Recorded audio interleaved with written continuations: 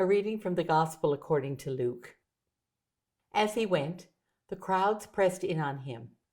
Now there was a woman who had been suffering from hemorrhages for 12 years, and though she had spent all she had on physicians, no one could cure her.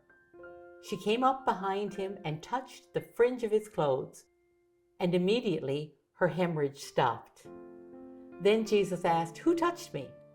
When all denied it, Peter said, "Master, the crowds surround you and pressed in on you." But Jesus said, "Someone touched me, for I noticed that power had gone out from me." When the woman saw that she could not remain hidden, she came trembling and falling down before him. She declared in the presence of all the people why she had touched him and how she had been immediately healed. He said to her, "Daughter, your faith has made you well. Go in peace." The Gospel of the Lord. In the Gospel of Luke, Jesus seems to have a special concern for women. That concern stands in contrast to the society of Jesus' time, where women usually derived their identity from their relationship with a husband. Women often had no means of securing a livelihood outside of depending on their husbands or children. If a woman had an illness that involved blood or bleeding, she was marginalized, unable to join the activities of daily living. The dignity that Jesus accords to women is a sign of hope for me. He seems to see those people who might be invisible to others. Today, I wish to reflect on Jesus' encounter with one woman whose name has not come down to us, but whose story is familiar to many. The woman in our gospel story today was not only very sick and living on the very edge of society because of the nature of her illness, she was also poor, having spent all her money in hopes of finding a cure for the hemorrhages that had plagued her for 12 years. She was at the end of her rope. All hope seemed gone. And then her eye fixed on Jesus, and a glimmer of hope ignited. Jesus didn't set out to help this woman, much less to heal her. He didn't even see her at first. He didn't know her story. She had already exhausted all attempts at a natural cure, and the long and painful treatments had exhausted her savings. All that is left is a hope and a trust that Jesus can cure her, if she can only touch his clothes, if only she can just get close enough to touch the hem of his garment. I find this really touching. Here's this woman on the edge of society because she was a woman and poor, and also because of her years of suffering from hemorrhages, bleeding, made a person ritually unclean, unable to be in the presence of others, to eat or drink with them, or even to touch them. So she doesn't even dare to reach out to Jesus in a face-to-face encounter. She just aims in desperation to touch the hem of his garment.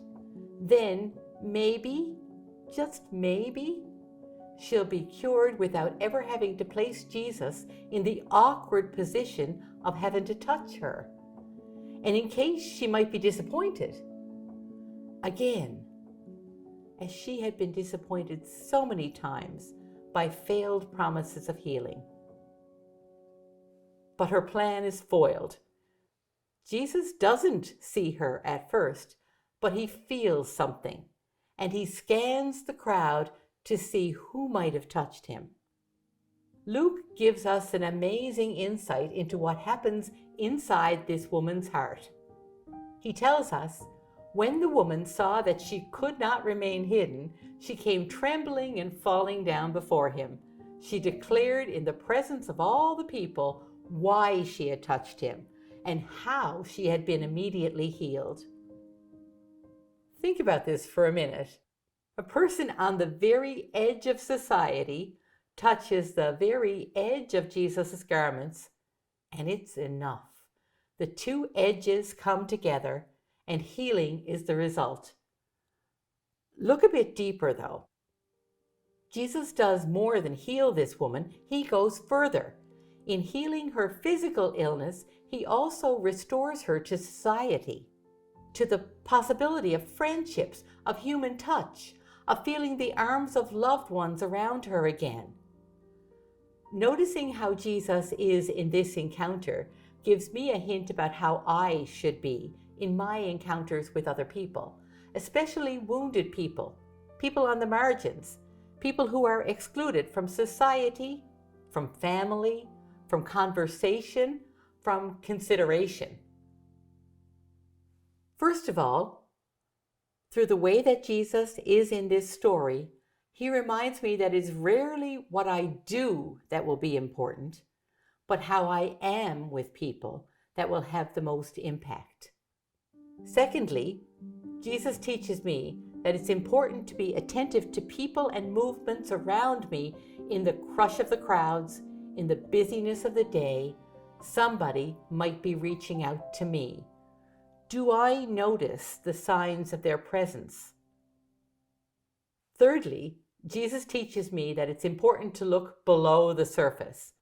What does healing look like in this particular situation, especially if the healing is not a physical one? And what restoration might be brought about because of the inner or outer healing of this person? Soaking in the presence of Jesus in this story is a bit like being apprenticed by him into a new way of being. Now, you've heard how I've reflected on this passage from the Gospel of Luke, but what about you? What do you hear in this gospel proclaimed in your hearing? When and how have you found yourself in a place like that of the woman? What do you think she hopes for when she touches the hem of Jesus' cloak? What did you or do you hope for when you found or find yourself in this place? What was or is bleeding from your life? What happened or happens when you touch the hem of Jesus' cloak?